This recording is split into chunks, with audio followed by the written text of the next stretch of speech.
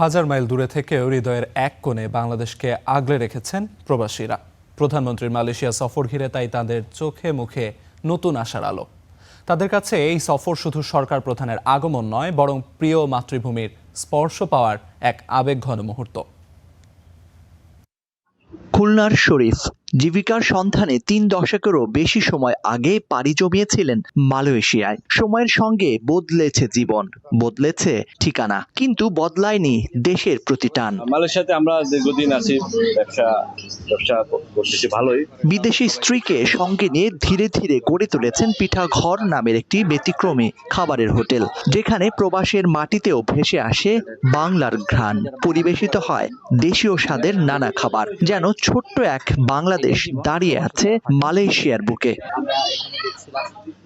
নিজের সাফল্যের গল্পে শুধু পরিবারের স্বপ্নই নয়, জুড়ে দিয়েছেন আরো অনেক বাংলাদেশির জীবিকা ও ভবিষ্যৎ। তার প্রতিষ্ঠানে কাজ করছেন বহু প্রবাসী, যারা নতুন করে খুঁজে পেয়েছেন বেঁচে থাকার অবলম্বন।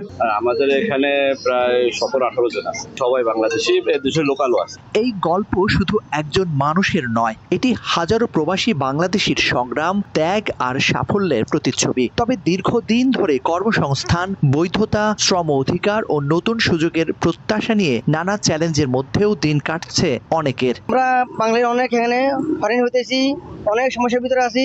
আমরা প্রধানমন্ত্রীর কাছে একটা আকুল আবেদন, উনি যেন আমাদেরকে যে সমস্যাগুলো আছে সমাধান করার জন্য চেষ্টা করে, এবং আমাদের যে ফাস্টফুড নিয়ে সমস্যা চলতেছে সেই ফাস্টফুড নিয়ে কথা বলে হাইকমান্ডের সাথে, তাহলে আমাদের জন্য অনেক উপকৃত হবে। আমাদের যারা মনে করেন যে মালয়েশিয়াতে অবৈধ আছে, এদেরকে কিভাবে বৈধকরণ যায় বা কিভাবে কেমনি কি করা যায়, যদি উনি একটু আমাদের সুনির্দিষ্ট একটা দিক নির্দেশনা দেয়, তাহলে মনে করেন যে সব বাংলাদেশি উপকৃত হবে। এমন বাস্তবতায় প্রধানমন্ত্রী তারেক রহমানের মালয়েশিয়া সফরকে ঘিরে নতুন করে স্বপ্ন দেখতে শুরু করেছেন তারা। প্রত্যাশা করছেন দুই দেশের সম্পর্ক আরো শক্তিশালী হবে, বাড়বে কর্মসংস্থানের সুযোগ, সহজ হবে প্রবাস জীবনের নানা জটিলতা। প্রধানমন্ত্রী আমাদের তারেক জিয়া রহমান, সে আসবে, আমরা শুনে খুশি। সে যেন আমাদের প্রবাসীকে যেন কোনো সুযোগ সুবিধা করতে পারে, তাহলে আমরা খুব খুশি হব।